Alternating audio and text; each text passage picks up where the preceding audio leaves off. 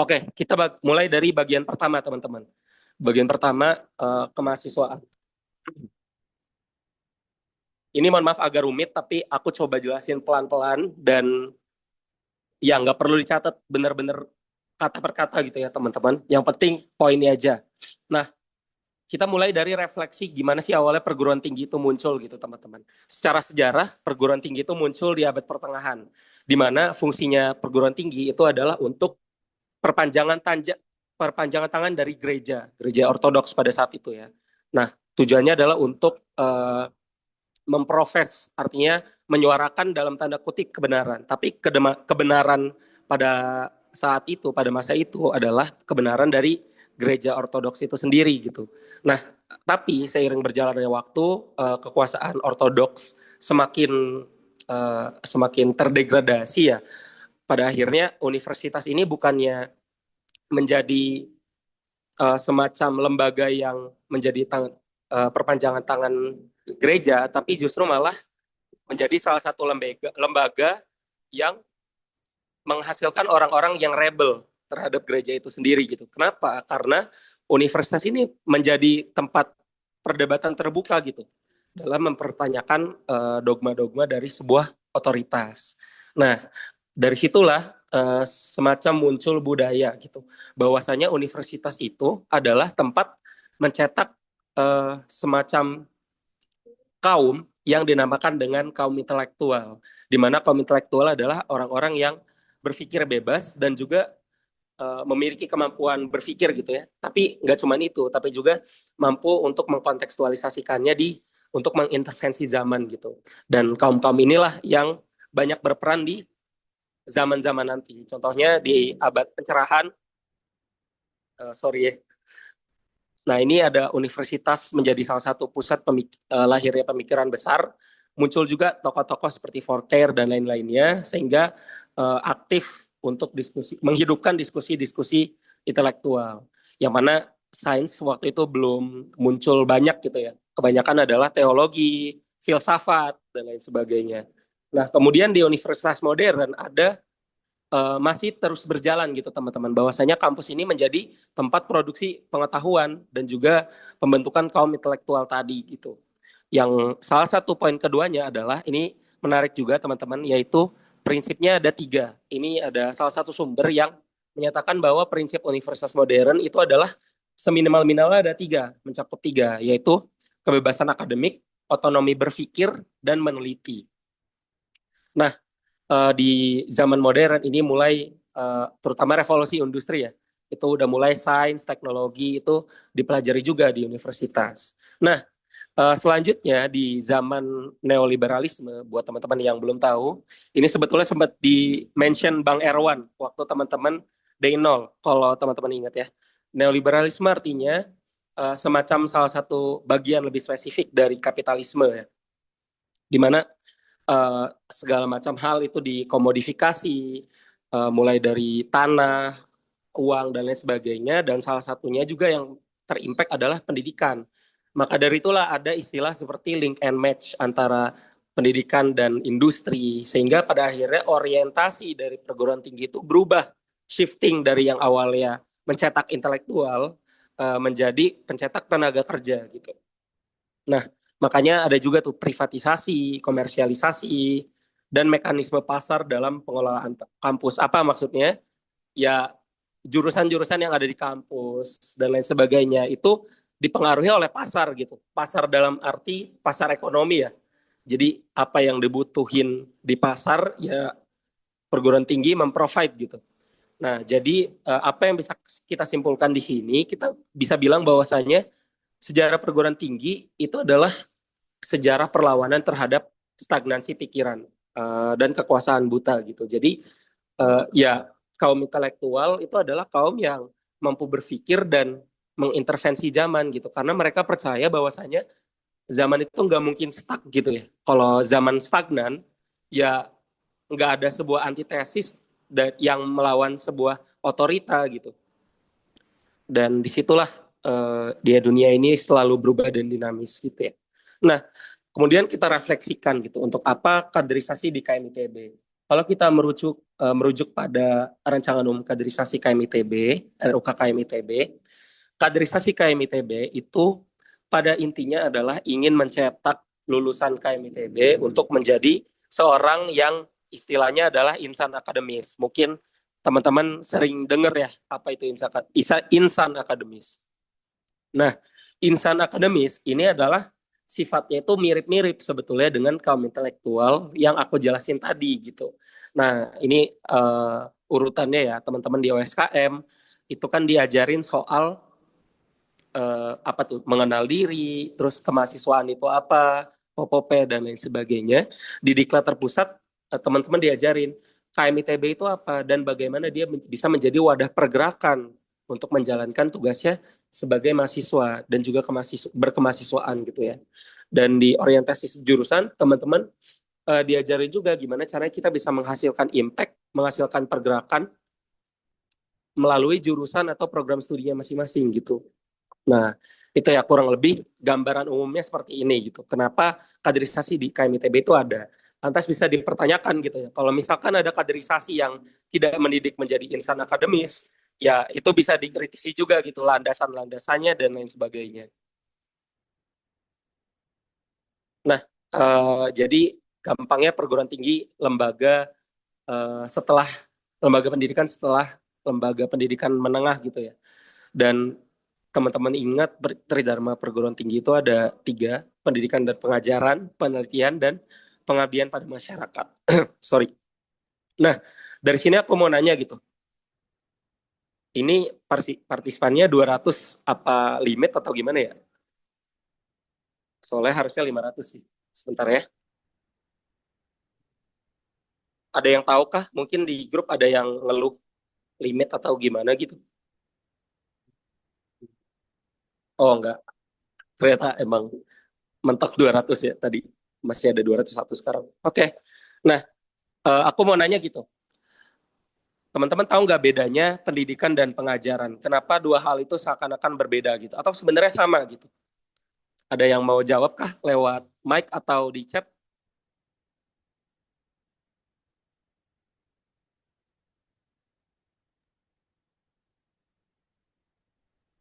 Ini ada yang on mic, ada mau jawab kah?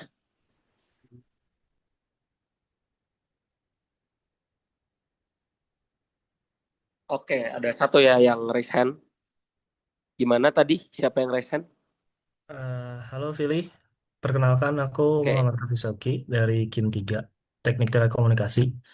Izin menjawab, kalau dari aku sendiri menurutku pendidikan itu beda dari pengajaran. Karena kalau pengajaran itu dia hanya mengajarkan materi, kalau pendidikan itu termasuk ke dalam pendidikan karakter juga dikembangkan. Cukup Vili.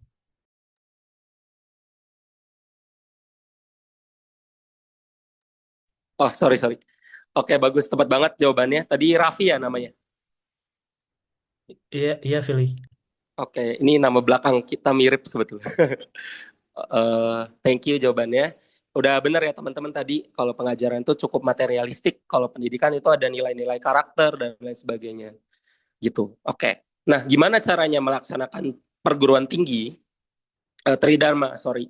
Itu adalah dengan berkemahasiswaan gitu. Berkemahasiswaan itu adalah membicarakan soal cara wadah gitu. Nah, sorry, cara. Nah, tapi organisasi kemahasiswaan itu adalah tools, itu adalah wadah untuk melakukan tridharma tersebut. Jadi kalau definisi apa itu berkemahasiswaan secara luas gitu ya, definisi luasnya ya ini, kemahasiswaan adalah ketika kita melakukan peran kita sebagai mahasiswa. Itu definisi luasnya ya. Kalau sempitnya ya jelasnya berorganisasi dan lain sebagainya. Nah gitu. Jadi kalau kita ini terdegradasi juga nih definisinya biasanya.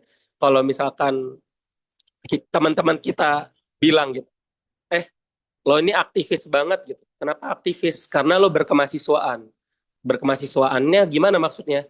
Oh, lo aktif di KMITB, lo aktif di kabinet, lo aktif di himpunan dan lain sebagainya. Tapi apakah berkemahasiswaan itu hanya itu gitu? Sebetulnya enggak kalau berdasarkan definisi ini gitu ya. Kalau kita belajar, kalau kita ada di kelas gitu ya melakukan fungsinya, ya kita berkemahasiswaan juga sebetulnya, ya kan? Nah, seperti itu ya. Nah, selanjutnya POPOP mahasiswa. POPOP mahasiswa, posisi, potensi, dan peran.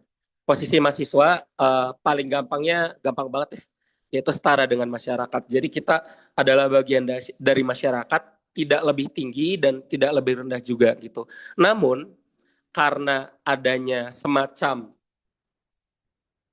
konstruksi sosial di mana pada komposisi masyarakat kita gitu ya, berapa banyak orang yang berhasil mengakses perguruan tinggi dan lain sebagainya, kita memiliki seakan tanggung jawab gitu.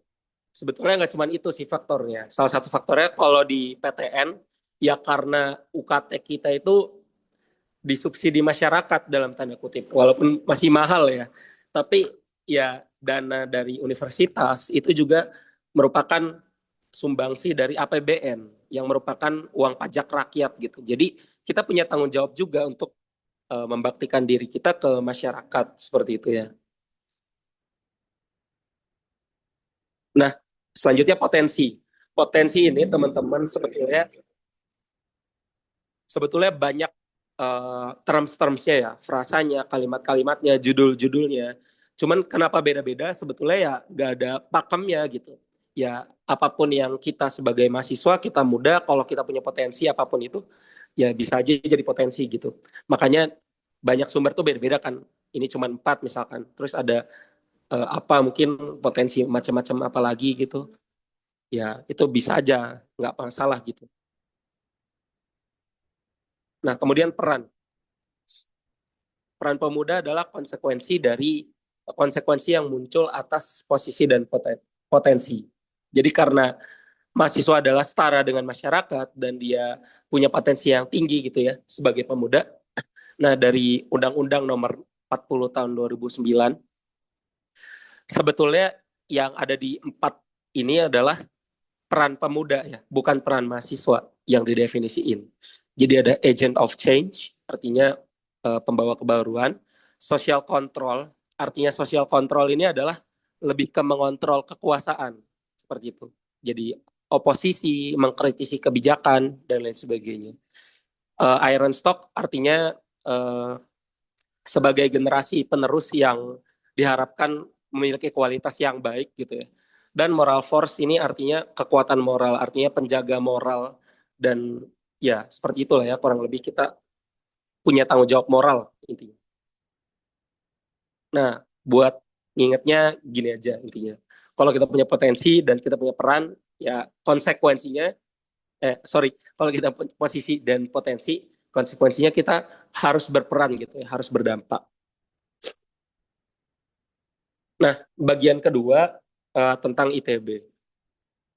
Ini mungkin ada banyak fun fact-nya ya nanti. Nah, kita mulai dari sejarah ITB dulu.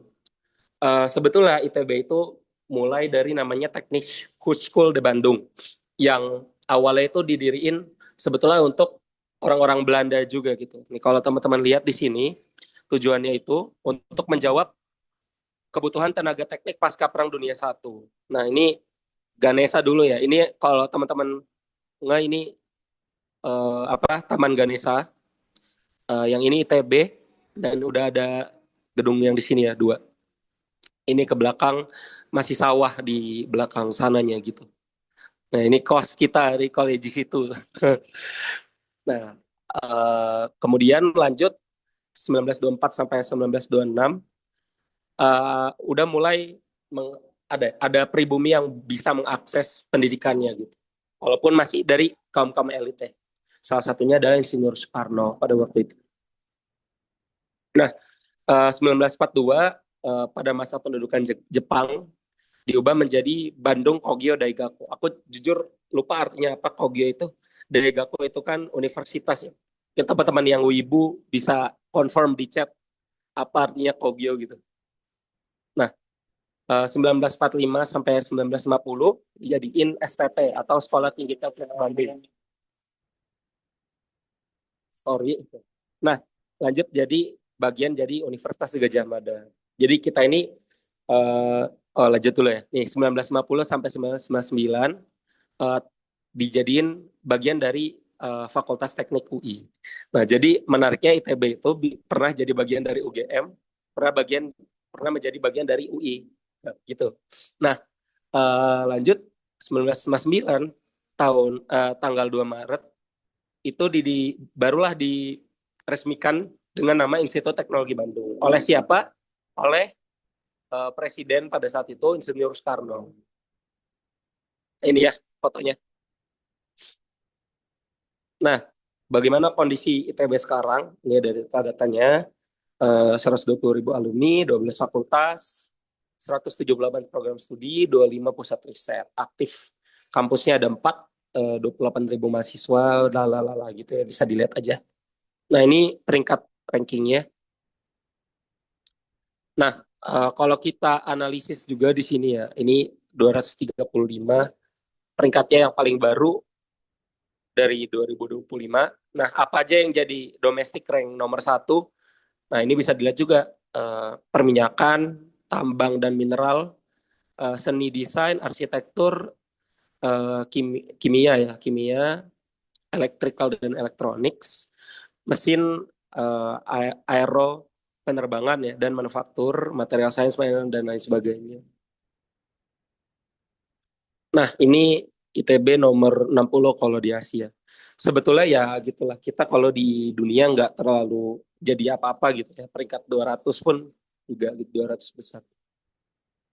Nah, visi misi ITB ini mungkin bisa dilihat realitanya ya sebetulnya. Visinya menjadi perguruan tinggi yang unggul, bermartabat, mandiri, dan diakui dunia, serta memandu perubahan yang mampu meningkatkan kesejahteraan bangsa Indonesia dan dunia. Misinya menciptakan, berbagi, dan menerapkan ilmu pengetahuan, teknologi, seni, dan kemanusiaan, serta menghasilkan sumber daya insani yang unggul untuk menjadikan Indonesia dan dunia lebih baik. Motonya in harmonia progressio, artinya kemajuan yang dicapai bersama dalam harmoni. Nah, mencerminkannya ini, cita-cita ITB itu maju tanpa meninggalkan semangat kebersamaan. Gitu. Nah, ini Jamal dan logo sebetulnya fun fact aja ya, bisa dilihat sendiri aja.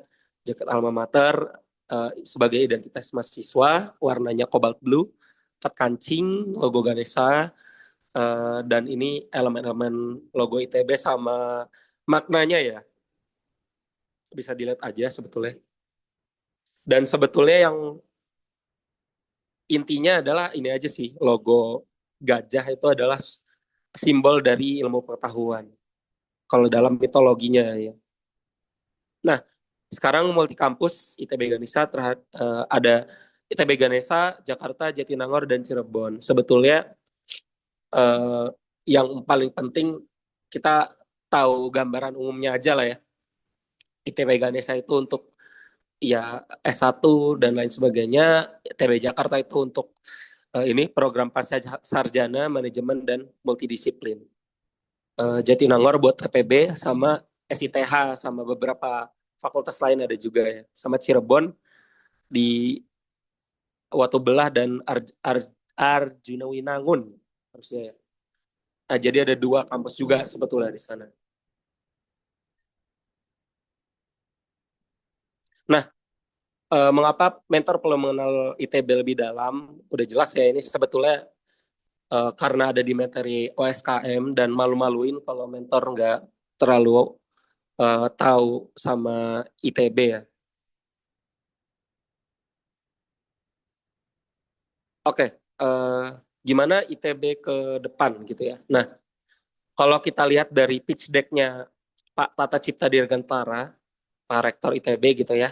Nah, di sini tuh ada kata menarik teman-teman, yaitu fourth gen university atau fourth generation university. Sebetulnya ini nggak perlu ditulis atau dicatat gimana-gimana ya. Ini fun fact aja sebetulnya. Nah, Rektor ITB Pak Tata Cipta Dirgantara, ya dia dulunya dekan FTMD ya, beliau dekan FTMD, bisa dilihat juga pendidikan formal, penghargaan, pengalaman kerja dan lain sebagainya. Oh, nggak ada penjelasannya ya. Jadi intinya fourth generation university itu adalah universitas kolaborasi gitu. Jadi universitas first gen itu adalah universitas yang mengajar Second generation adalah yang melakukan riset penelitian. Third generation adalah entrepreneurial university atau entrepreneur itu kewirausahaan gitu. Jadi universitas yang bisa mencetak entrepreneur gitu. Which is udah sebetulnya ya, karena ada SBM dan program-program entrepreneurial lainnya di ITB, dan kita sedang menuju ke fourth generation university, yaitu universitas yang kolaboratif. Nah, ini yang paling rumit ya, yaitu KMITB. Kita coba next dulu. Nah, kenapa mentor harus paham apa itu KMITB? Karena permasalahan-permasalahan tiap tahun yang selalu muncul adalah kegagalan kaderisasi di KMITB, teman-teman. Karena banyak banget orang-orang yang even nggak tahu dan nggak peduli kalau kita ini bagian dari KMITB sebetulnya. Kita ini adalah anggota KMITB. Tapi karena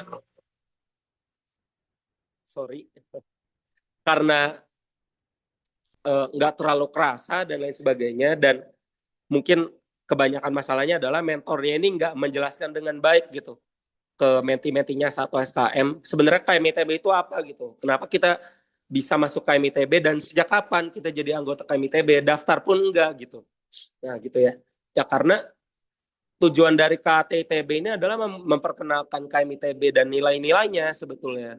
Kalau KMITB-nya aja kita nggak tahu dan gagal untuk menjelaskan, ya tugas kita sebagai mentor itu gagal juga gitu. Gitu ya. Nggak perlu dicatat gimana-gimana. Nah, yang tadi ya. Nah, sejarah dan asal-usul KMITB ini cukup menarik teman-teman, dan aku pengen tunjukin sesuatu ke teman-teman ya. Mulai dari 1920, awal kehidupan kemahasiswaan, 1950, integrasi lahirnya lembaga sentral. Pada waktu itu belum sestabil sekarang ya sebetulnya. Kemudian ada masa tekanan dan pembubaran KMITB atas, nanti aku tunjukin kenapa. Terus baru ada kebangkitan gerakan gitu ya di mahasiswa ITB dan reformasi sistem multikampus pada tahun 2000-an. Nah, yang menarik dari KMITB adalah KMITB itu kalau teman-teman beneran baca dan pelajari sejarahnya adalah organisasi yang sangat berpengaruh di Indonesia, teman-teman. Dari dulu banget. Nih, aku tunjukin. Ini salah satu dokumen sejarah kemahasiswaan ITB namanya. Nah, ini bisa dilihat ya, tadi sebenarnya rangkuman dari sini sebetulnya. Nah, ini kan ada kan Bandung jadi STT Bandung dan lain sebagainya. Nah, ini berdirinya namanya Dewan Mahasiswa ITB. Nah, Dewan Mahasiswa ITB ini adalah lembaga sentral kemahasiswaan pertama sebelum dulunya KMITB. Ini juga nggak perlu dicatat gimana-mana karena ini buat pemahaman tambahan aja gitu ya. Nah, kalau teman-teman sadar gitu, Dewan Mahasiswa ITB ini sering disebutin banyak orang gitu. Salah satu contohnya Pak Pramono Anung waktu nyalon jadi Gubernur Jakarta waktu itu, dia kan beliau bilang kayak wah ketua umum DMITB atau FKHJ waktu itu. Nah ini salah satunya tokoh-tokohnya gitu ya. Nah terus banyak juga aksi-aksi dulu, pergerakannya kuat banget anak-anak ITB. Salah satu yang mau aku liatin, nah ini kayak ada event buku perjuangannya yang dia ngejelasin gimana kondisi negara saat ini gitu. Dan benar-benar ilmiah dan kontekstual juga gitu. Ya. Nah, terus ada yang namanya NKK BKK. Ada nggak di sini ya? Bentar. Nah, jadi ini kalau teman-teman tahu ya, namanya Rizal Ramli, Heri Ahmadi, itu tokoh-tokoh besar sebetulnya. Nah, dulu dari KMITB gitu ya. Nah, ini dulu pernyataan sikap tidak mempercayai dan tidak mengendaki Soeharto menjadi Presiden RI. Jadi dulu teman-teman, nih kampus diduduki 6 bulan lamanya oleh militer waktu itu. Kampus diserbu 2 kali dan lain sebagainya. Terus dibentuklah Badan Koordinasi Kemahasiswaan. Intinya dulu itu kampus harus tunduk, maksudnya organisasi mahasiswa itu harus tunduk sama ditmawanya lah ibaratnya. Kalau macam-macam ya tar di DO atau di kayak gimanain gitu ya. Nah sampai-sampai karena terlalu kritis jadi didudukin tentara waktu itu. Nah salah satu outputnya karena Bandung dan ITB didudukin tentara adalah lagu ini yang dari tadi di awal teman-teman dengerin Mentari gitu. Dengerin dikit ya. Menyala di sini,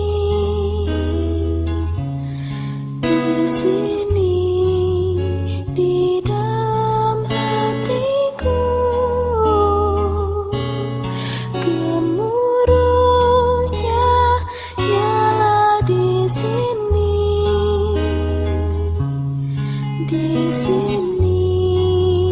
di urat darahku. Nih, perhatikan lirik yang ini. Meskipun tembok yang tinggi mengurungku, berlapis pagar duri sekitarku, tak satu pun yang mampu menghalangiku menyala di dalam hatiku. Nah, gitu ya. Tadi itu kalau teman-teman dengar itu ada namanya meskipun tembok yang tinggi mengurungku gitu ya. Aduh lagi nggak enak sorry. Tapi apa maknanya? Ya tembok yang tinggi itu artinya kan dikurung sama tentara waktu itu. Gitu. Berlapis pagar duri sekitarku. Pagar duri itu mencerminkan ya itu kalau keluar ya ibarat ada durinya gitu. Ada ancaman, ada senjata dan lain sebagainya. Itulah outputnya. Jadi kalau ngelihat ya gitu deh kalau ngelihat sejarahnya ya. Coba aku liatin apa lagi ya. Nah ini juga ada benar-benar analisis sejarahnya dari kabinet dulu ya, ke 2021. Nanti di-share aja deh, bisa baca-baca sendiri gitu. Nah, singkat cerita dari adanya normalisasi kehidupan kampus gitu-gitu. ITB itu dulu sempat dijuluki, ada nggak ya di sini? Coba kita search. Oke, nggak ada. Jadi ada salah satu buku namanya Perjuangan Mahasiswa Bandung yang itu cukup tebel ya seginilah. Di situ aku baru sadar gitu. Ternyata kita ini dianggap dikasih title gitu ITB namanya The Last Stronghold. Pernah dengar gak? The Last Stronghold. Kenapa namanya The Last Stronghold? Karena pada saat itu karena adanya tekanan dari militer, organisasi-organisasi kampus lain, BEM, dewan-dewan mahasiswa lain, universitas lain, itu pada takut, pada tunduk, pada bubar. Kecuali satu, yaitu DM ITB. Makanya namanya Dewan Mahasiswa, nah, makanya The Last Stronghold. Stronghold itu apa ya? Bahasa Indonesianya apa ya Stronghold? Oh, kastil, apa sih? Ya gitulah ya, tempat benteng perang gitu. Nah, maknanya yaitu, kita ini benteng perang terakhir secara intelektual dan pergerakan mahasiswa gitu. Nah, kita bisa refleksi lah sekarang KMITB kayak gimana gitu. Ya, itu dia. Baru tahun berapa sih aku lupa. Udah mulai dibentuk namanya FKHJ. Nah, ini terbentuk Forum Komunikasi Himpunan Jurusan yang ketuanya waktu itu adalah Pak Pramono Anung yang sekarang Gubernur Jakarta. Nah, akhirnya FKHJ ini dia bikin semacam konsolidasi lah. Nggak pada akhirnya ngebentuklah suatu apa yang disebut dengan tadi, oh nggak ada di sini, yang disebut referendum raya. Ada nggak ya di sini? Nah ini referendum raya. Referendum tuh artinya apa ya? Kayak kalau sekarang tuh nge-share Google Forms gitu. Enggak sih, itu kayak analcon gitulah. Nah, dari hasil referendum itu bilang kalau perlunya di pendirian lembaga sentral mahasiswa dari oleh dan untuk mahasiswa. Nah, ini ada beberapa sejarah juga, kematian almarhum dan lain sebagainya.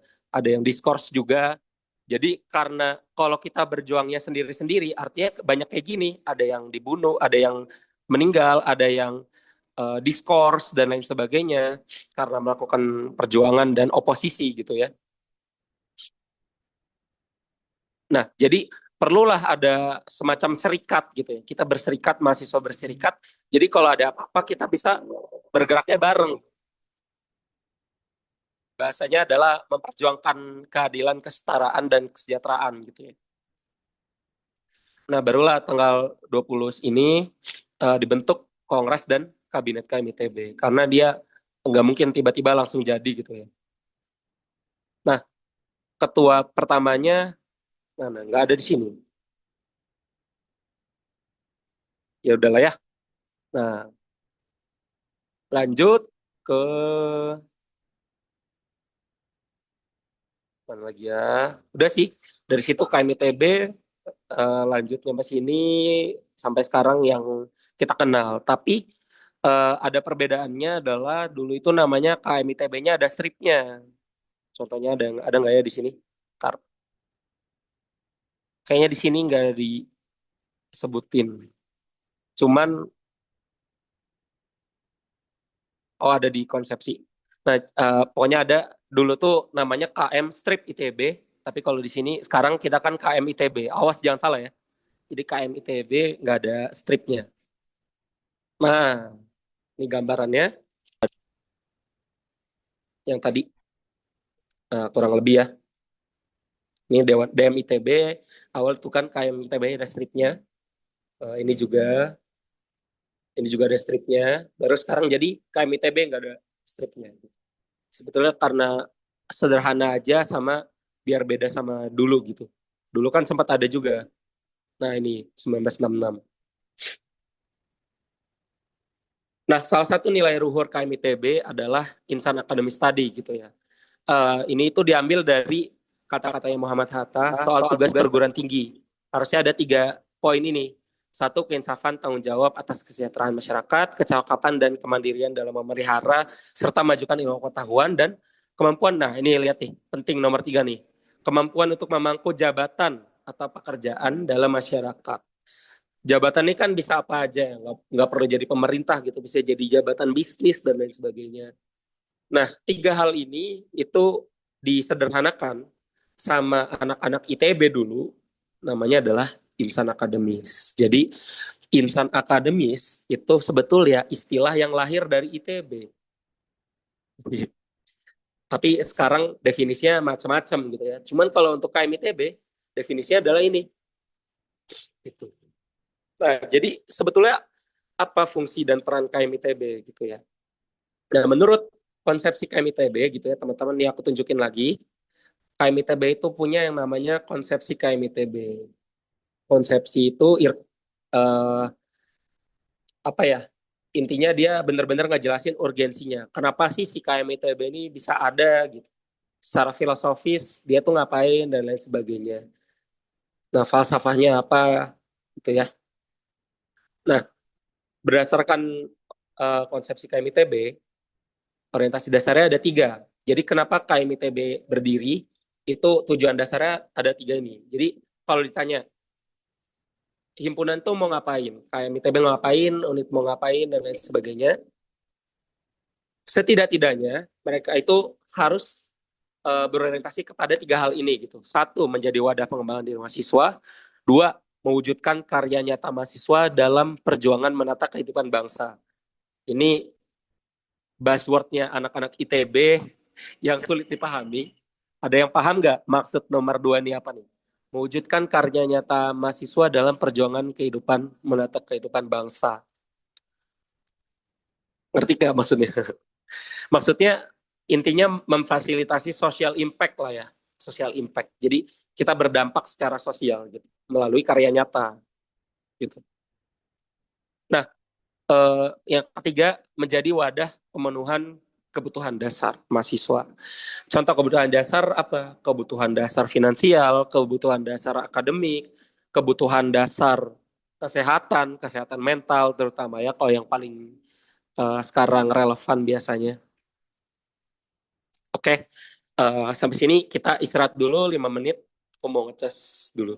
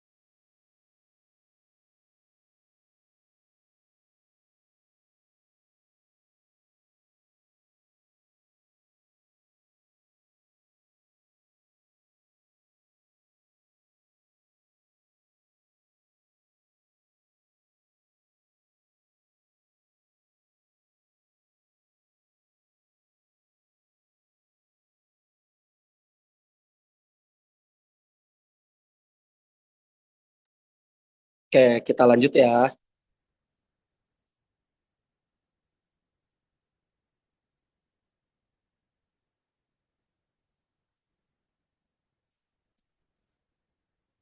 Ah, gimana cara kerja KMITB dan ada apa elemen-elemennya gitu ya. Nah, tapi sebelum aku jelasin ini, karena ini cukup rumit gitu ya, aku coba ke elemen-elemennya dulu. Oke. Nah, pertama adalah apa ini? Kongres KMITB. Apa itu Kongres KMITB? Di sini udah jelasin. Kongres KMITB adalah perwujudan dari kedaulatan tertinggi dalam organisasi kemahasiswaan ITB. Fungsi utamanya adalah legislasi dan pengawasan, dan penting, Kongres KMITB berisi senator sebagai representasi dari lembaga. Nah, harusnya dia tuh bakal mewakili masa dari setiap lembaga himpunannya gitu. Nah, selanjutnya KMITB. Salah satu pertanyaan menarik dari Kongres, teman-teman ya. Senator itu representasi dari lembaga apa? Lembaga himpunan kah atau unit kah? Oke, himpunan. Terus unit ada nggak senator unit gitu? Karena kan dia lembaga juga gitu. Nah, pertanyaannya. Nah, lanjut Kabinet KMITB. Badan Eksekutif Pelaksana Program-Program Skala KMITB, ini harusnya gak ada stripnya ya, sorry typo. Sesuai dengan mandat anggota KMITB yang direpresentasikan Kongres KMITB, dipimpin K3M. Nah, jadi K3M itu adalah Ketua Kabinet Keluarga Mahasiswa. Nah, sekarang namanya Farel Faiz ya. Nah, dalam gameplay KMITB, Kabinet berperan sebagai pelaksana utama fungsi dan program kerja yang dirancang untuk menjawab kebutuhan mahasiswa. Kabinet KMITB menjalankan program kerja dan memiliki tanggung jawab penuh kepada Kongres KMITB. Sorry kalau kecepatan ya. Tapi pada intinya, kalau kita ngomong kabinet KMITB, ingat aja badan eksekutif gitu. Kalau Kongres KMITB adalah badan legislatif atau pengawasan gitu. Gampangnya gitu. Next, HMPS, Himpunan Mahasiswa Program Studi. Berfungsi mewadahi kebutuhan sektoral mahasiswa dalam bidang keilmuan dan keprofesian, memiliki hubungan koordinatif dengan kabinet-kabinet tertentu. Nah, oke, kita lanjut dulu. Aku pelan-pelan biar bisa nyatet ya. Nah, MWAWM. Apa itu MWAWM?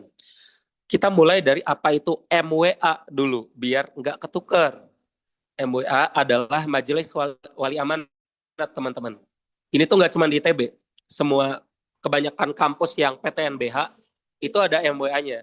Majelis Wali Amanat. Apa itu? Majelis Wali Amanat adalah pemegang kekuasaan tertinggi di ITB. Jadi kayak biasanya dia itu menentukan arah-arah gerak kampus secara strategis itu mau dibawa kemana gitu. Ada rencana strategis, renip, renstra renip, dan lain sebagainya. Itu disepakati oleh Majelis Wali Amanat. Nah, siapa perwakilan dari Majelis Wali Amanat? Nah, ini dia. Nah, ada wakil masyarakat, wakil alumni, wakil senat. Senat itu maksudnya senat akademik ya. Isinya tuh dosen-dosen dari berbagai macam fakultas gitu. Wakil alumni, wakil senat, wakil tendik, dan wakil mahasiswa. Nah, tendik itu maksudnya tenaga pendidikan kayak asisten lab gitu-gitu. Nah, itu ada wakilnya juga gitu.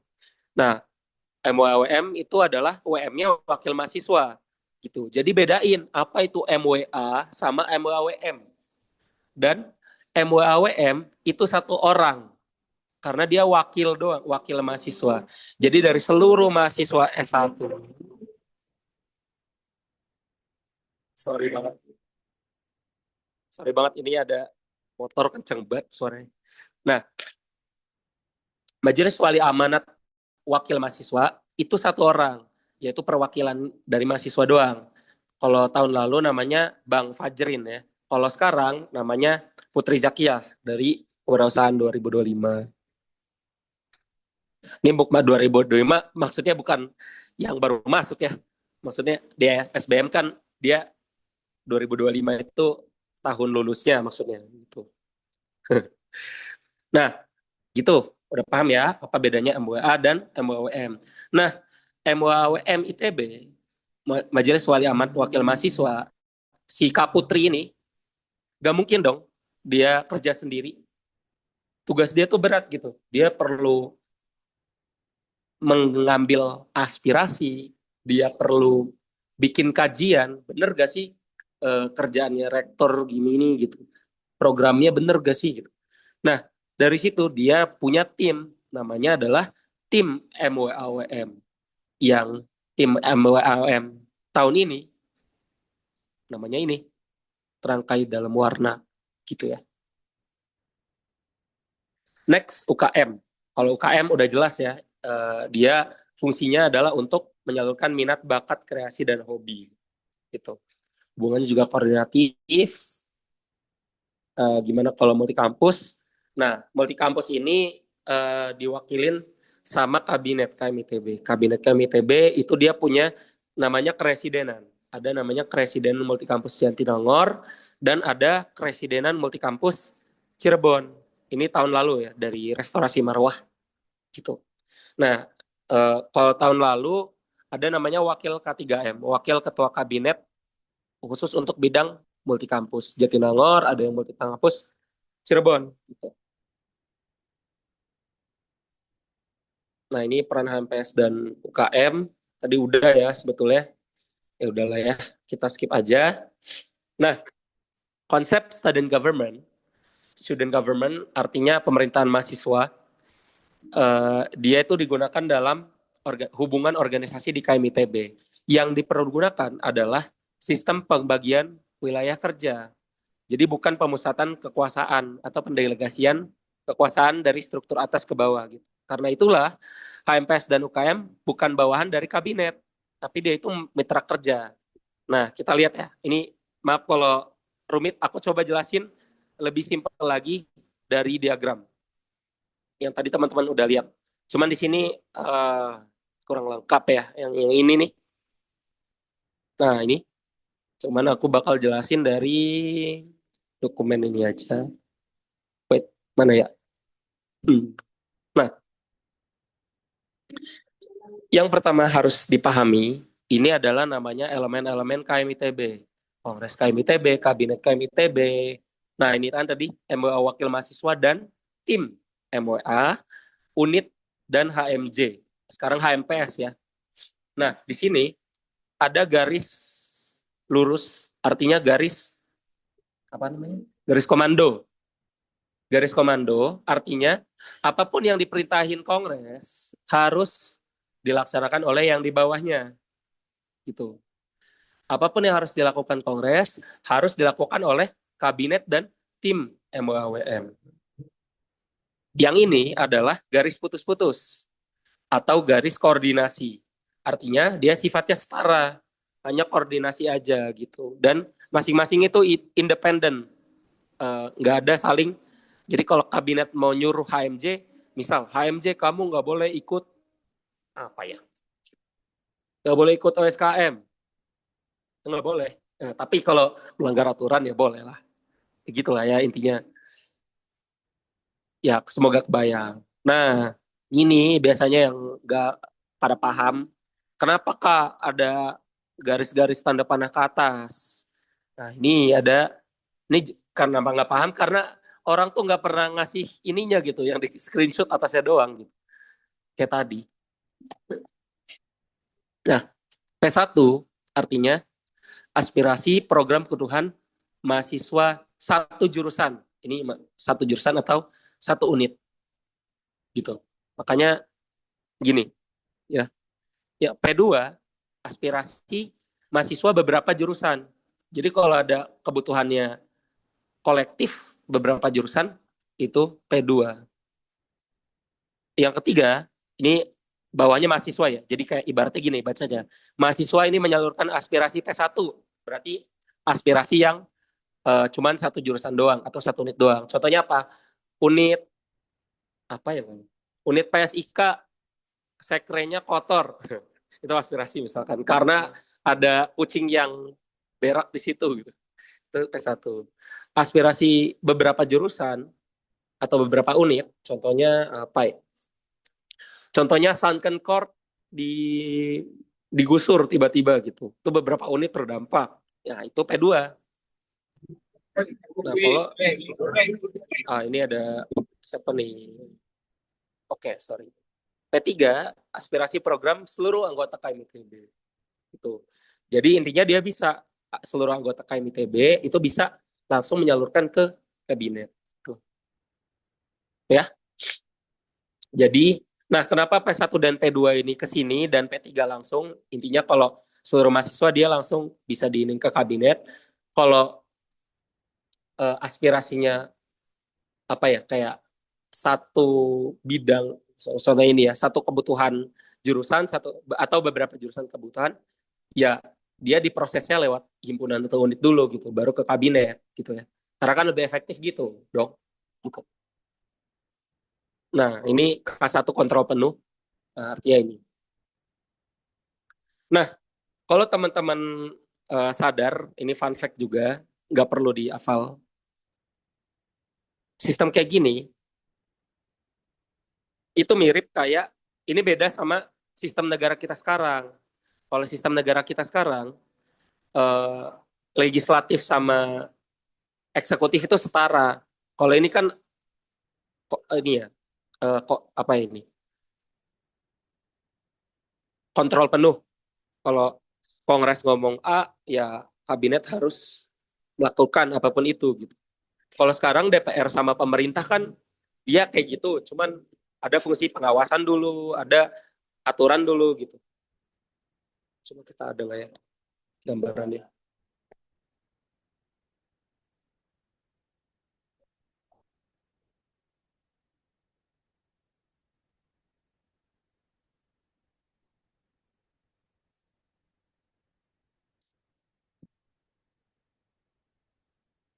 Nah, nih bedanya.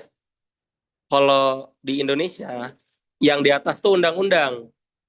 Nah, lihat nih, eksekutif itu kayak setara gitu kan sama MPR, sama hakim gitu-gitu. Kalau KMITB yang di atas apa tadi? DPR harusnya ya kan. Nah, bedanya di situ. Jadi kalau kita tuh undang-undang dasar yang di atas. Nah, sistem kayak gini sebetulnya mirip kayak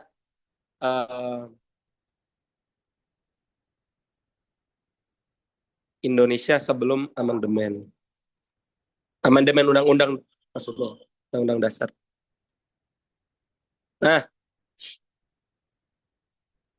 sebelum di amandemen kan undang-undang MPR-nya masih di atas. Gitu ya, kebayang ya. Ini fun fact aja sih. Udah deh, gitu doang. Mudah kan?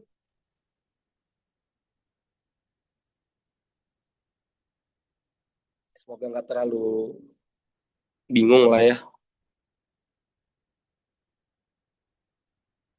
Oke,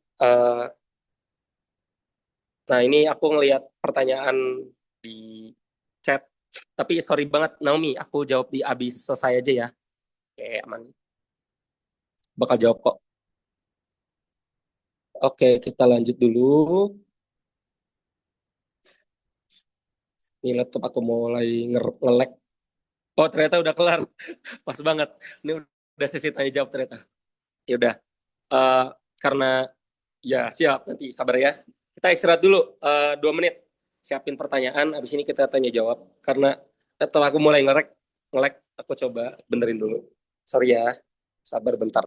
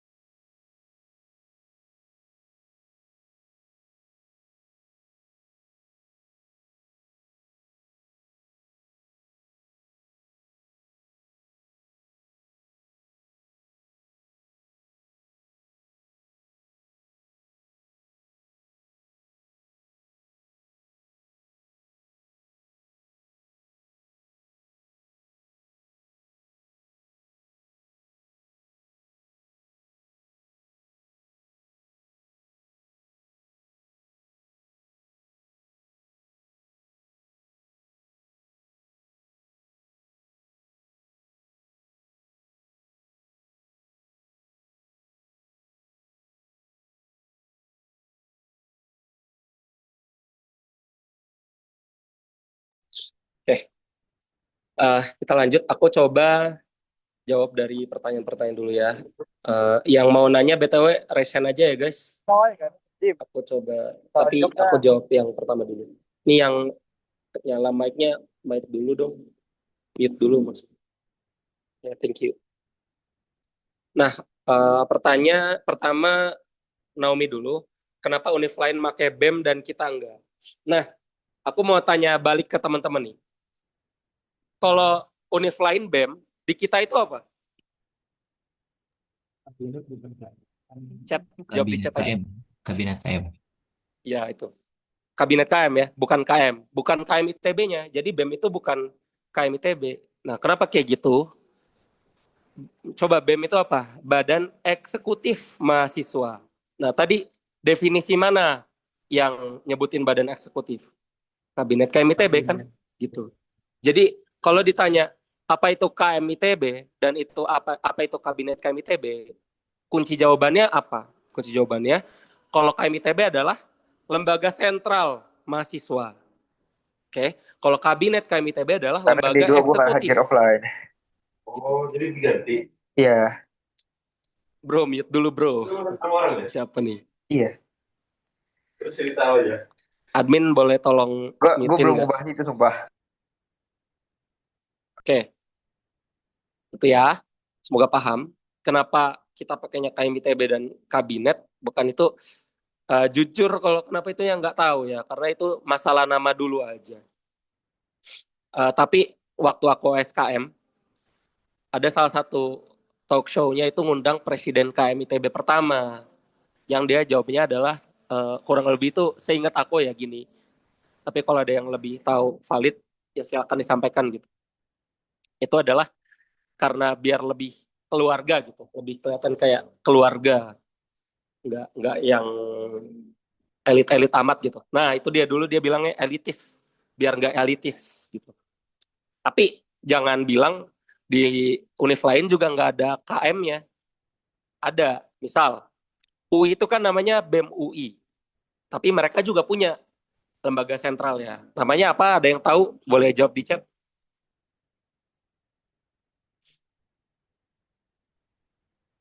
IKM UI. Kalau kita kan KM ITB, kalau UI IKM UI gitu. Ya kurang lebih gitu ya. Jadi bedain BEM dan KM ITB dan ya gitu-gitulah. Oke, yang lain ada yang mau nanya? Boleh di chat, boleh juga di raise hand sekarang. Oke, aku utamain yang raise hand dulu ya. Nizam boleh? Terima kasih Pilih izin bertanya terkait eh, kabinet KM ITB. Kan tadi itu sejarahnya KM ITB itu lumayan aktif dan berdampak ya bagi Indonesia terutama. Tapi kenapa di tahun 2010 sampai 2020 itu KM ITB itu seperti tenggelam gitu? Waktu apa ya demo buruh juga KM ITB itu kurang kelihatan gitu dibanding dengan univ-univ lain yang demo di jalanan. Kira-kira kenapa itu bisa terjadi? Terima kasih. Oke, terima kasih, Zam. Tadi yang kamu referensiin demo buruh dan lain sebagainya itu 2020-an ke sini, dekat-dekat kita, atau 2010 belasan gitu? 2000 yang belasan. Oke, oke. Jadi gini, yang pertama itu tergantung sama dinamika di dalam internal KMITB-nya. Karena kita nggak bisa pungkiri, tiap tahun presiden KMITB berubah dan kualitasnya beda-beda. Kalau presidennya aktif, dia jago dan lain sebagainya, ngerangkul masanya bagus, dan kualitas SDM di KMITB-nya juga bagus, ya dia bakal pergerakannya masif. Contohnya apa? Dulu waktu tahun 2018 ya, aku lupa gitu. Salah satu presiden KMITB itu benar-benar namanya Kak Ardi Rasyiwardana namanya. Dia benar-benar mampu menggerakin banyak mahasiswa ITB sampai turun ke jalan, sampai bikin kajian yang komprehensif banget dari berbagai macam himpunan. Dan dia jadi koordinator pusat BEM SI. Nah, dia BEM seluruh Indonesia. Gitu. Tapi ada juga presiden KM yang dulu itu fokusnya nggak ke sosial politik, tapi ke masyarakat banget gitu. Contohnya adalah kabinet Pelita Muda. Pelita Muda sekarang nama unit kan, tapi dulu sebetulnya nama kabinet Pelita Muda KMITB. Presidennya namanya Nyoman Anjani, Kak Nyoman Anjani dari Mesin. Kalau nggak salah angkatan 2013. Nah, jadi kayak gitu. Arah gerakan KMITB itu beda-beda tiap tahunnya. Menariknya kayak gitu. Makanya waktu tahun 2018 sama Kak Ardi, kita definisiin pergerakan kita ada 3. Biar nggak terpecah-pecah, kita definisiin. Sosial politik, sosial masyarakat,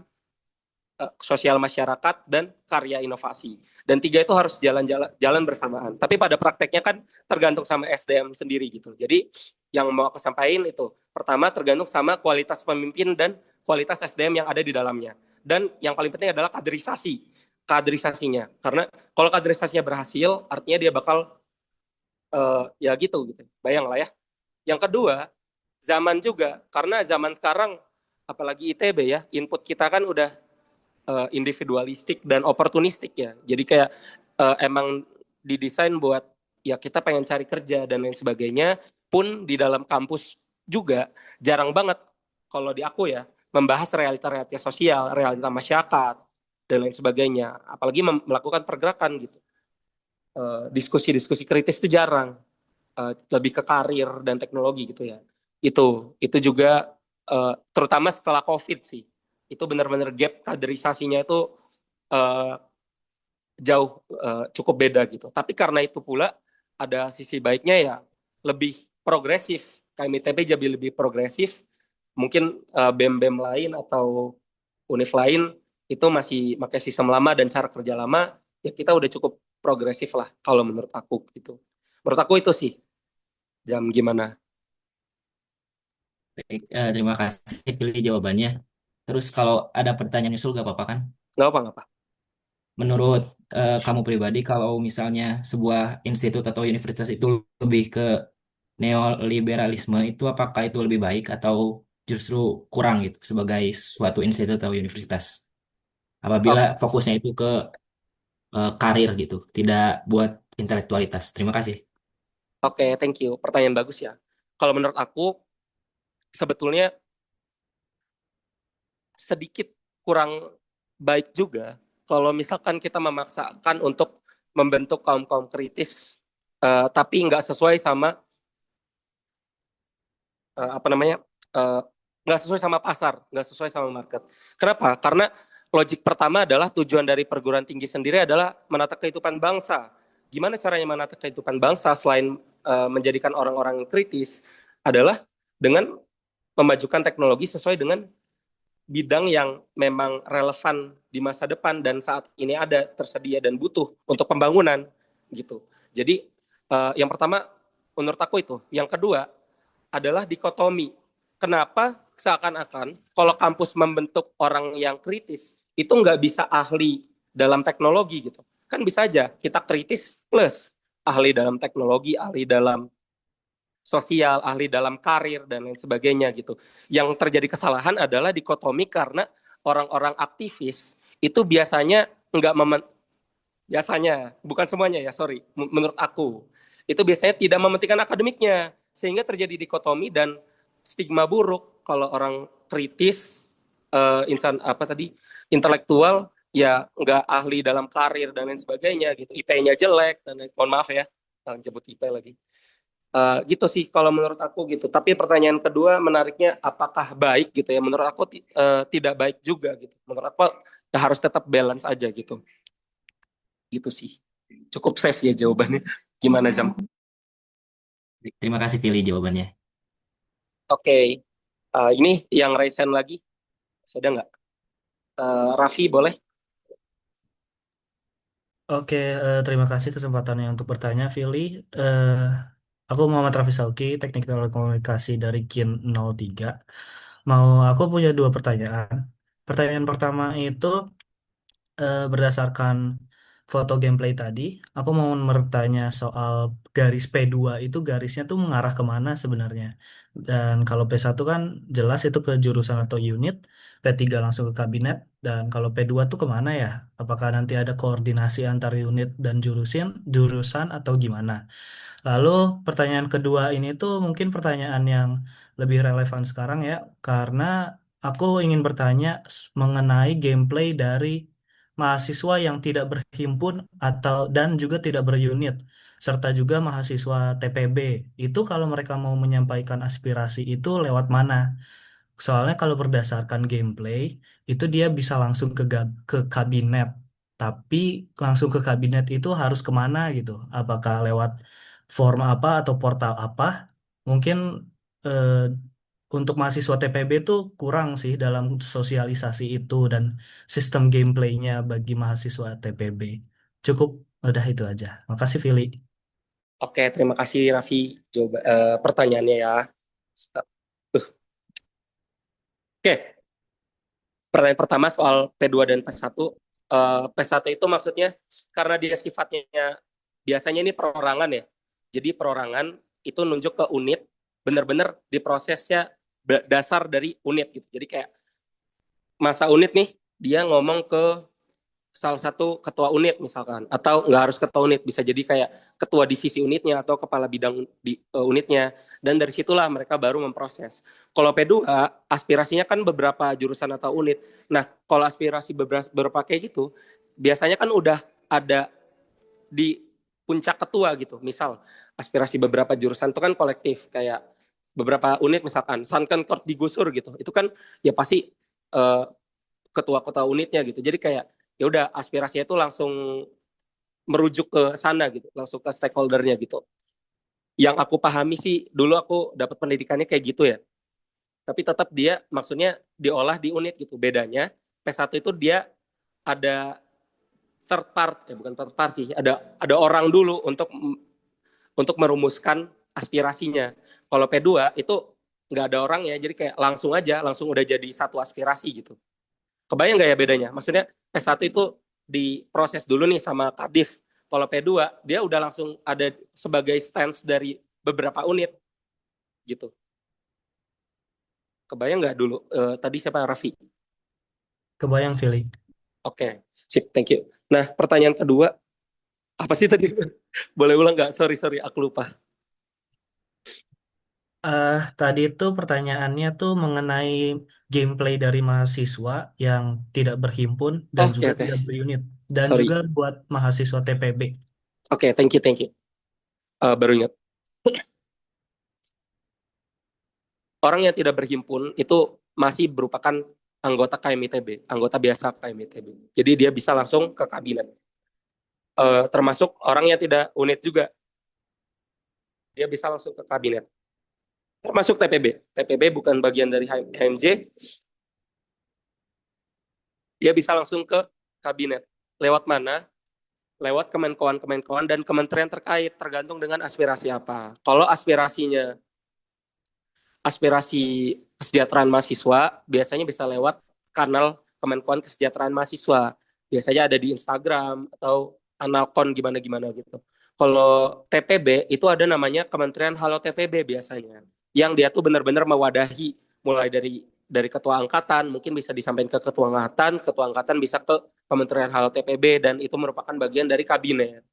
Nah, kalau permasalahan kamu tadi ada kekurangan sosialisasi dan lain sebagainya, ya mungkin itu kesalahan dari kabinetnya aja menurut aku gitu ya. Karena dia yang harusnya memprovide gimana pun caranya, aspirasi itu adalah hal yang paling penting dan orang tuh harus paham kalau itu tuh ada gitu. Baik lewat forms lah, atau DM Instagram lah, atau apalah gitu. Tapi idealnya, yang aku tahu juga dulu emang harusnya rutin dan ada kanalnya gitu.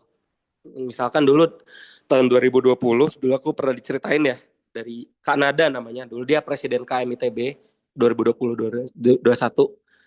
Beliau tuh sering banget ngelakuin analpon gitu, dari dinamisi terpusatnya, kesehatan mentalnya, dan itu frequently banget gitu. Contohnya kayak gitu. Jadi mungkin itu sih jawaban aku, Vi. Oke, baik. Makasih, Vili. Sama-sama. Ada lagi? Oke, Haikal dulu. Teman-teman maaf nih, udah mau jam 9. Sebetulnya uh, linknya itu bukan sih. Sebetulnya tadi di Telegram itu 2 jam ya. Iya, 1,5 jam.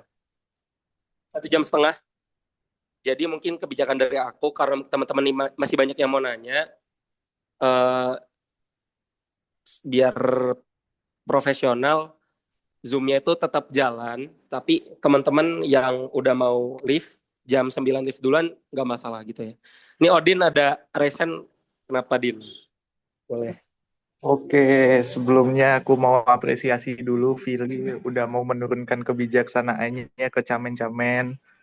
Terus berikutnya aku mau apresiasi dulu kalian udah mau menimba ilmu lah malam-malam ini gitu. Waktunya orang istirahat, kalian menimba ilmu, apresiasi lah. Dan ya sampai jumpa di besok. Hehe.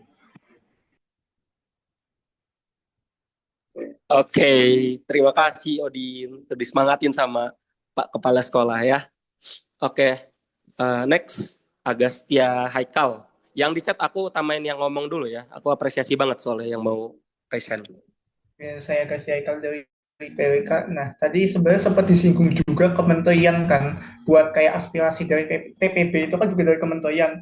Kalau dari materi-materi yang saya lihat ini, di sini nggak ada menyinggung kementerian sama sekali sayangnya. Dan saya penasaran kalau dalam gameplay seperti organogram seperti ini, kementerian itu masuknya kemana gitu. Terima kasih. Oke, makasih ya Haikal. Panggilan kamu siapa? Sorry. Ya, saya Haikal. Oh, Haikal. Oke. Mohon maaf ya kalau aku nggak terlalu sedetail itu, tapi karena aku tadi coba jelasin general aja gitu, takut kepanjangan. Maaf. Oke. Kementerian itu sebetulnya kementerian yang aku maksud adalah kementerian di kabinet. Jadi struktur kabinet itu sebentar, gimana cara aku coba visualisasikan ya. Aku cari dokumen dulu.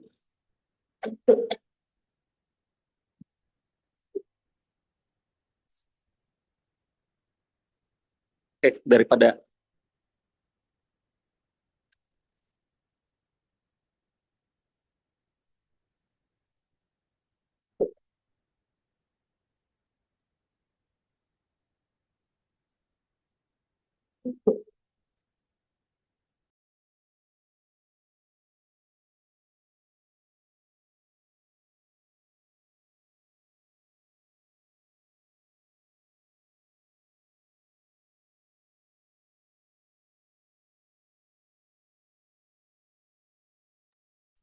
aduh ini draft. Ini draft 200 megabyte guys. Jadi agak susah dibuka. Ya udahlah ya, daripada berat. Maaf, laptopku kentang. Jadi aku coba. Oke, oh teman-teman maaf. Sebelum live tolong isi presensi dulu itu ya. Karena ini presensi penting banget buat nilai absen. Oke. eh,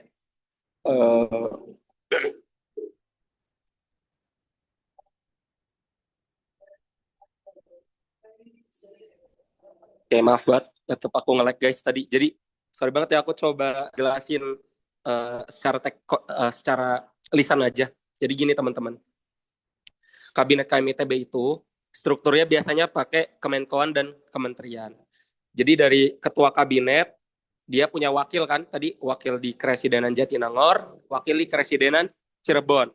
Dan dari situ kabinet itu punya namanya Kemenkoan. Contohnya Kemenkoan Sosial Politik, Kemenkoan Sosial Masyarakat, Kemenkoan Dinamisasi Kampus, Dinpus, Kemenkoan macam-macam ya, banyak banget Kasekjenan dan lain sebagainya. Di bawah Kemenkoan itu ada kementerian. Jadi satu Kemenkoan misalkan Kementerian Kesekjenan gitu ya. Itu ada menteri-menterinya, ada Kementerian MSDM, ada Kementerian Akuntabilitas Kerja, ada Kementerian Pusat Riset dan Data, ada Kementerian Kewirausahaan dan lain sebagainya gitu. Jadi intinya gampangnya gitu. Karena kabinet ini organisasi yang cukup besar, jadi ya kementeriannya juga banyak gitu. Kalau nggak salah seingat aku kementerian tahun lalu ada 43, Kemenkoannya ada 8 gitu. Kejawab gak Haikal? Atau ada yang miss? Udah sih. Ya kalau ditanya sama TPB nggak bingung nanti. Iya, betul. Oke, thank you Haikal. Ini ada lagi yang raise hand nggak ya? Aku coba jawab yang chat dulu ya. Banyak banget di chat ya. Sebentar. Oke. Dari Rido dulu. Halo Rido, udah lama nggak ketemu kita. Nah, dia nanya, struktur lembaga KMITB kenapa masih menyerupai struktur lembaga Indonesia sebelum amandemen dan bukan saat ini? Apakah KMITB merasa hal itu lebih efektif atau bagaimana? Nah, sebetulnya mungkin karena ya sampai sekarang itu masih berjalan kayak gitu ya, mereka merasa itu masih lebih efektif gitu ya, karena kan nggak diganti-ganti gitu. Yang pertama itu, yang kedua sebetulnya ini yang ngebedain aja sih dari kampus-kampus lain gitu. Kampus-kampus lain ada, ini menarik juga nih, kampus-kampus lain itu BEM pusat sama BEM fakultas itu dua-duanya itu bisa dua-duanya setara gitu. Misalkan BEM, kalau kita nih, kalau kita satu suara menyuarakan misalkan KMITB menolak RUU TNI misalkan, itu artinya satu lembaga mulai dari himpunan, unit, kabinet semua itu menyatakan menolak gitu, karena dia adalah stance KMITB. Tapi kalau BEM di univ lain, misal yang aku tahu di Unpad deh, BEM Fakultas Hukum Unpad sama BEM Unpad, BEM Kema Unpad, BEM pusatnya, itu dua-duanya tuh bisa punya stance yang berbeda gitu. Nah, beda sama kita kan gitu. Nah, yang mau aku sampaikan adalah itu salah satunya berimplikasi kepada setiap isu yang dimainkan di KMITB itu pasti udah mengalami dialektika yang cukup banyak. Karena kalau di kampus-kampus lain itu ya BEM Fakultas Hukum dialektika sendiri, BEM Pusat dialektika sendiri, dan lain sebagainya. Ya gitu, pada akhirnya kalau stance-nya dipertanyakan di publik, ya yang bertanggung jawab satu lembaga doang. Kalau di KMITB, kalau kita pengen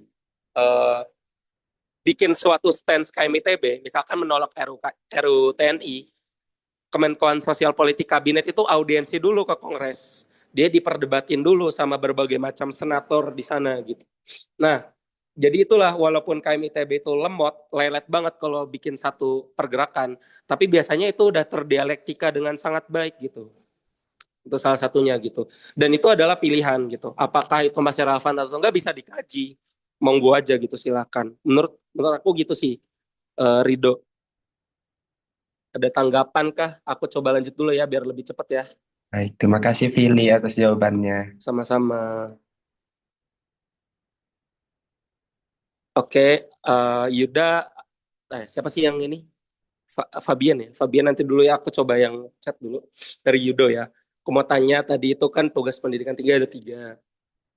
Menurut Muhammad Hatta, kira-kira jika salah satu dari tugas itu tidak terlaksana, konsekuensi mutlaknya hanya tidak menjadi insan akademis saja kah, atau ada konsekuensi lain? Sebetulnya itu yang kamu sebutin, tujuan pendidikan tinggi, cakap memaku jabatan, itu nggak ada di hukum. Itu adalah menurut Muhammad Hatta. Jadi nggak ada konsekuensi apa-apa gitu. Kalau kamu pengen lihat benar-benar tugas yang secara hukum, itu banyak banget ada di Undang-Undang Sisdiknas namanya. Aku nggak hafal, tapi ada di UU nomor 12 tahun 2012. Gitu. Jadi pertanyaannya, kalau nggak dilaksanakan konsekuensinya apa ya? Ya udah, dia nggak melaksanakan tugasnya menurut Muhammad Hatta aja gitu. Itu sih, sorry nggak puas, tapi karena emang kayak gitu jawabannya. Kita lanjut, Fabian, boleh? Permisi Vili, Fabian Indonesia Ferdi dari King 07. Izin bertanya ya Vili ya. Eh, aku tadi ngemantengin materi KM dan aku emang sadar kalau misalnya ini tuh sesuatu yang kalau misalnya nggak dijelaskan dengan baik dan kayak tulus, maksudnya kayak dengan jelas gitu kayak tadi Vili jelasin ke kita gitu loh. Aku rasa kayak masih banyak yang bingung gitu. Makanya kayak aku juga sadar kalau misalnya kenapa banyak orang yang bingung sama yang KM ITB ini. Dan aku ngerti juga kenapa banyak orang itu tidak memenuhi peran mereka sebagai mahasiswa di KM ITB gitu. Karena emang mereka nggak tahu kan. Nah, aku pengen tahu Kak gitu. Kalau misalnya kita kayak ada orang yang misalnya kayak nggak peduli dengan apa perannya sebagai mahasiswa di KM ITB gitu loh. Itu gimana ya Kak ya? Itu aja sih Kak. Oke, thank you Fabian. Ini cukup filosofis dan aku suka sih pertanyaan gini. Pertama, kita nggak bisa ngejudge karena segala sesuatu yang jadi pemikiran seseorang itu pasti adalah hasil dari interpretasinya dari berbagai macam kegiatan sebelum-sebelumnya, dari SMA, dari kuliah, dan sebagainya. Dan faktor itu banyak banget gitu. Jadi kayak gitu. Pertama, contohnya, kenapa orang enggak, coba kita pakai critical thinking nih, coba yang kemarin gitu. Kemarin ada materi. Kenapa orang nggak peduli sama KMITB? Coba kita pakai apa ya? Jangan Five Ways deh. Pakai fishbone. Kita coba klasifikasiin pakai berbagai macam gitu. Agak susah sih, tapi biar gampang kita breakdown problem aja lah ya. Satu, karena faktor pendidikan misalkan. Ya karena pendidikan kaderisasinya nggak berhasil. Karena mentornya nggak menjelaskan dengan baik KMITB itu apa dan fungsinya apa. Satu. Kedua, faktor kebutuhan dasar. Dia ini masih belum puas sama dirinya sendiri gitu. Kalau teman-teman belajar diagram Maslow gitu ya, seorang itu baru bisa aktualisasi diri ketika dia memenuhi berbagai macam kebutuhan-kebutuhan sebelumnya di bawahnya. Coba aku tunjukin.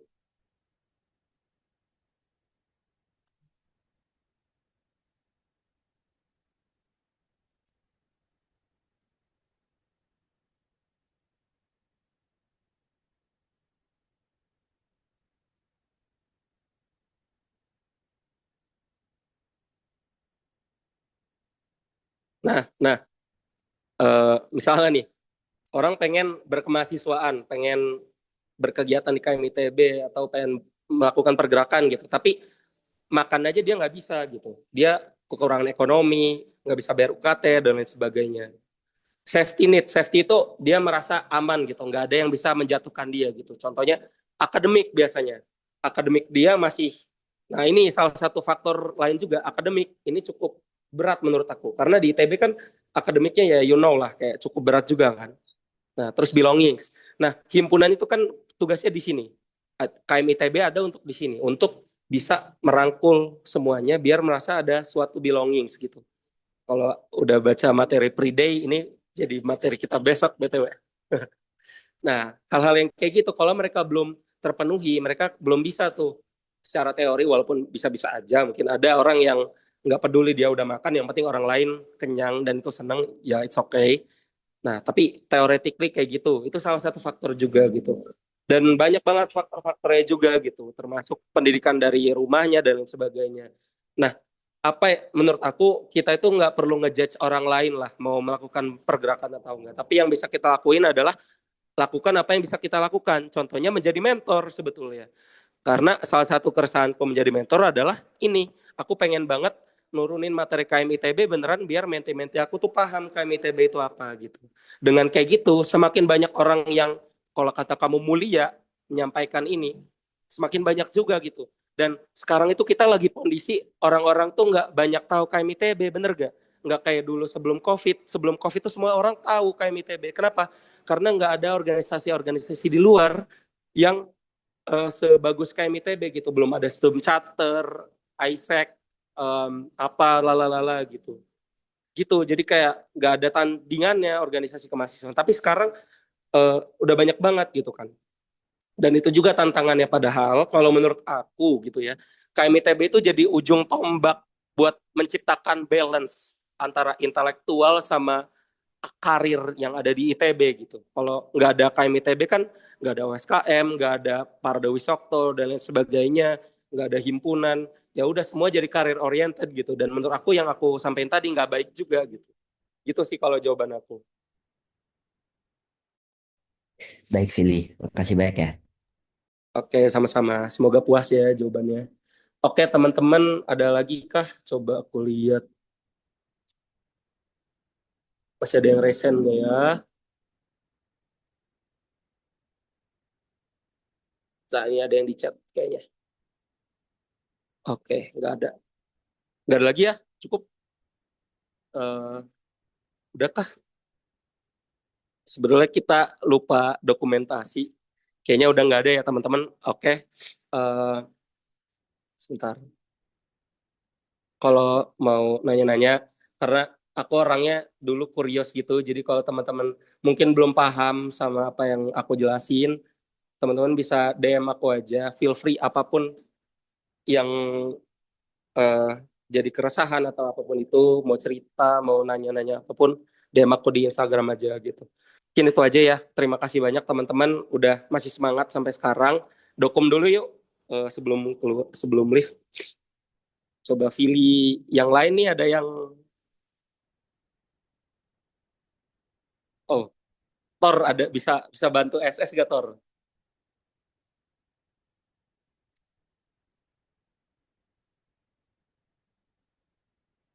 Oke, mau naba-aba dong.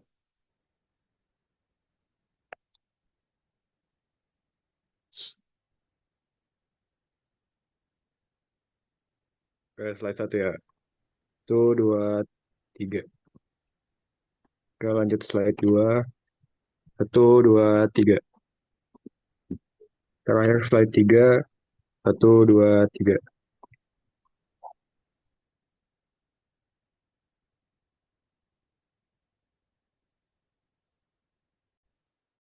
Oke, udah ya.